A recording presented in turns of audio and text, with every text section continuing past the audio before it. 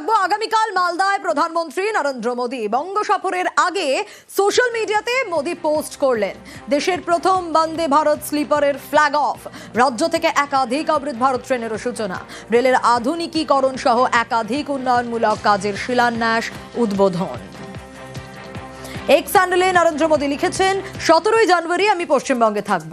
মালদায় একটি অনুষ্ঠানে 3250 কোটিরও বেশি টাকার উন্নয়নমূলক প্রকল্পের উদ্বোধন বা শিলান্যাস হবে।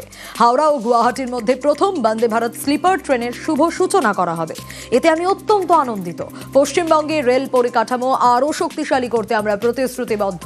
অনুষ্ঠানে বালুরঘাট, হিলি, নতুন রেল লাইন, নিউ জলপাইগুড়িতে অত্যাধুনিক মালবাহী ট্রেনের রক্ষণাবেক্ষণ কেন্দ্র, শিলিগুড়ির লোকো শেডের উন্নয়ন এবং জলপাইগুড়িতে বন্দে ভারত ট্রেনের রক্ষণাবেক্ষণ ব্যবস্থার আধুনিকীকরণের মতো গুরুত্বপূর্ণ প্রকল্পগুলির শিলান্যাস করা হবে।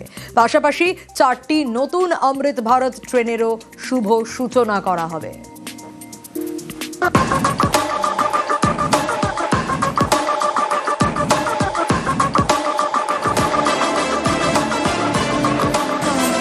বন্দে ভারত এক্সপ্রেস দেশের নানা রুটে চলে এই ট্রেন। সব ট্রেনেই বসে যাওয়ার ব্যবস্থা। এবার দেশের প্রথম বন্দে ভারত স্লিপার চালু হচ্ছে। প্রথম ট্রেনটি চলবে হাওড়া গুয়াহাটি রুটে। উদ্বোধনের আগে ট্রেন পৌঁছে গিয়েছে মালদায়। नई गाड़ियां अमृत भारत एक्सप्रेस चालू की थी, बंगाल से चालू की थी। वैसे ही पहली वंदे भारत स्लीपर भी बंगाल से ही चालू होती है और बहुत ध्यान दिया जा रहा है बंगाल के डेवलपमेंट। বন্দে ভারত স্লিপার ঝাঁ চকচকে ট্রেন, সর্বোচ্চ গতিবেগ ঘন্টায় 180 কিলোমিটার।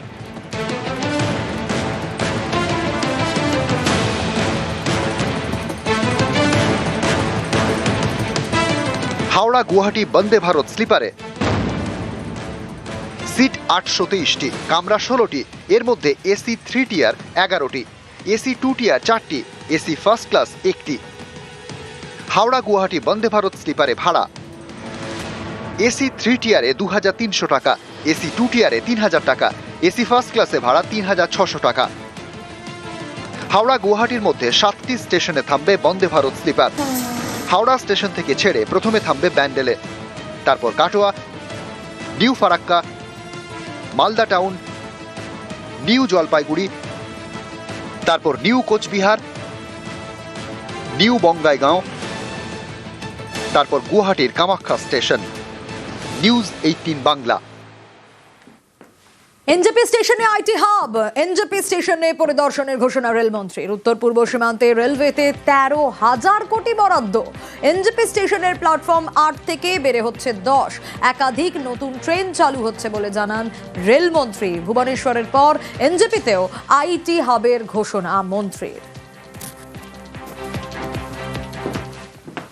13,000 करोड़ रुपए का बजट आज माननीय प्रधानमंत्री वेस्ट बंगाल में रेलवे के डेवलपमेंट के लिए देते हैं। आज एनजेपी स्टेशन आप देख रहे हैं वर्ल्ड क्लास स्टेशन बनने के काम में चल रहा है। अभी 8 प्लेटफॉर्म्स हैं, इसमें 2 नए ऐड हो रहे हैं 10 से। भुवनेश्वर में आईटी हब बन रहा है रेलवे स्टेशन के ऊपर, वैसे ही एनजेपी में भी आईटी हब बनेगा रेलवे स्टेशन। पैसेंजर और मेल एक्सप्रेस ट्रेन की मेंटेनेंस होती है, उस कैपेसिटी को बढ़ाने का काम भी जल्दी शुरू होगा, जिससे कि एनजेपी से और ज़्यादा गाड़ियां हम यहाँ से चला सके। আর এবার নজর রাখবো শিলিগুড়িতে তৈরি হবে মহাকাল মন্দির। হ্যাঁ, আর সেই মহাকাল মহাতীর্থের শিলান্যাস করলেন মুখ্যমন্ত্রী মমতা বন্দ্যোপাধ্যায়। টার্গেট 2.5 বছরের মধ্যে কাজ শেষ করা। সবাই বলুন হর হর মহাদেব।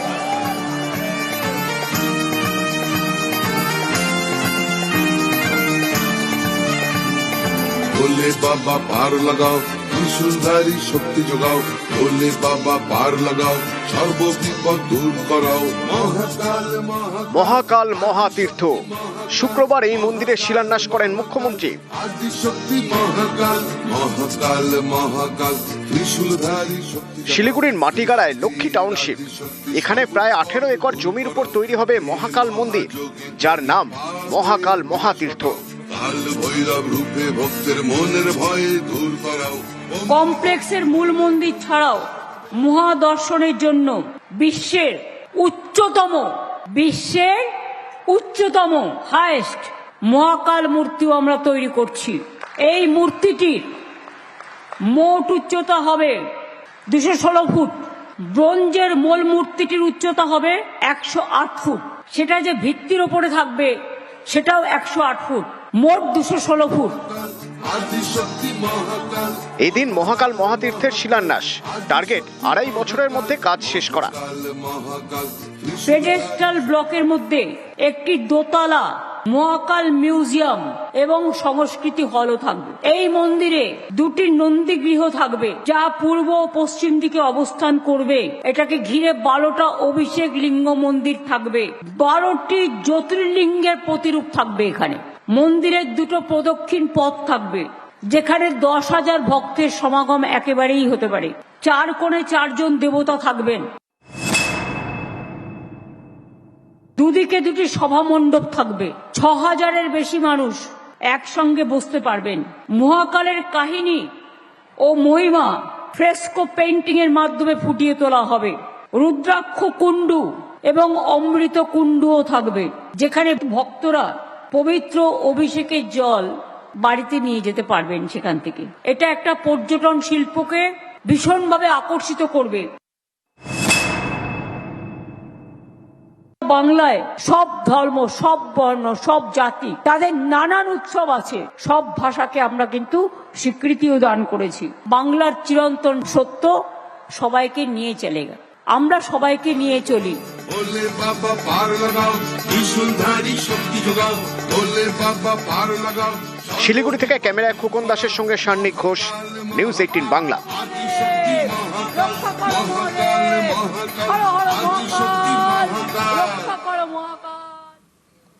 আর উত্তর ও দক্ষিণবঙ্গের মধ্যে এবার আরো মসৃণ সরকারি বাস পরিষেবা। কেন কথা বলছি, তার কারণ 37টি অত্যাধুনিক বাস চালু। এদিন শিলিগুড়ি থেকে বাসগুলির উদ্বোধন করেন মুখ্যমন্ত্রী। এর মধ্যে রয়েছে 6টি আধুনিক স্লিপার বাস। কোচবিহার, আলিপুর, শিলিগুড়ি থেকে ছাড়বে বাসগুলি।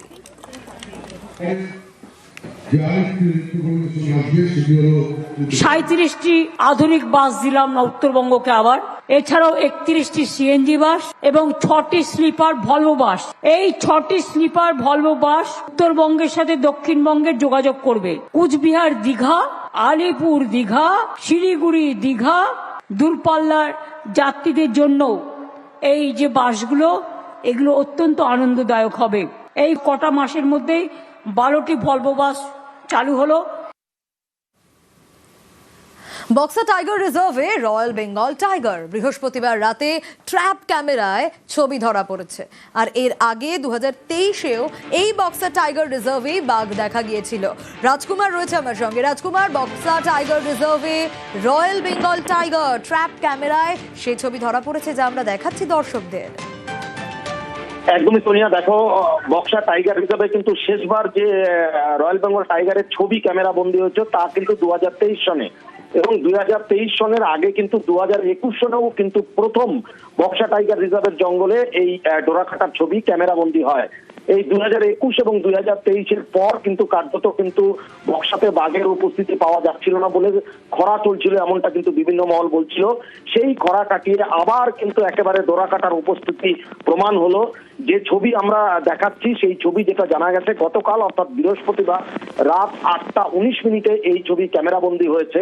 বক্সা টাইগার রিজার্ভের কোন এলাকায় এই ছবি ক্যামেরাবন্দি হয়েছে তা ইতিমধ্যে কিন্তু প্রকাশ করছে না, সুরক্ষার স্বার্থে তা জানাচ্ছে না বন দপ্তর। কিন্তু বন দপ্তর এটা নিশ্চিত করেছে যে বক্সা টাইগার রিজার্ভের জঙ্গলে যে রয়্যাল বেঙ্গল টাইগারের ছবি ক্যামেরাবন্দি হয়েছে, এবং এই যে টাইগারের ছবি ক্যামেরাবন্দি হয়েছে সেই টাইগারটি কিন্তু আকারেও কিন্তু বেশ বড়সড়। ফলে এই টাইগার, এই বনাঞ্চলে যে টাইগারের আনাগোনা আছে তা কিন্তু আবারও প্রমাণ হচ্ছে, এবং এই খবরে কিন্তু একেবারে উচ্ছ্বসিত বন দপ্তর।